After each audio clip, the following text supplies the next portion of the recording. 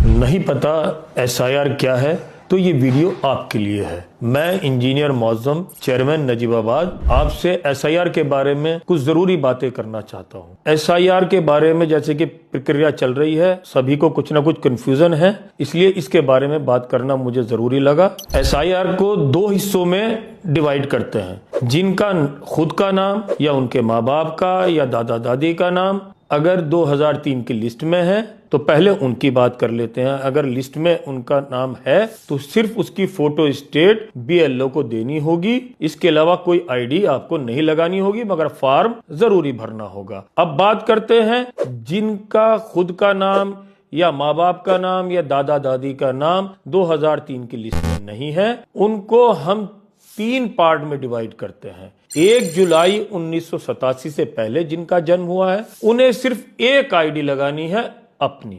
जिनका जन्म 2004 2 दिसंबर से पहले और 1 जुलाई 1987 के बाद यानी इस बीच हुआ है तो उनको 2 आईडी लगानी है, एक खुद की और एक माँ या बाप में से किसी एक की। अब जिनका जन्म 2 दिसंबर 2004 के बाद हुआ है उनको 3 आईडी लगानी होंगी, एक अपनी माँ की, एक अपने बाप की। अब बात कर लेते हैं जो आईडी में से कोई एक आईडी हमें लगानी है। ये 10 आईडी हैं, इन अच्छी तरह देख लीजिए।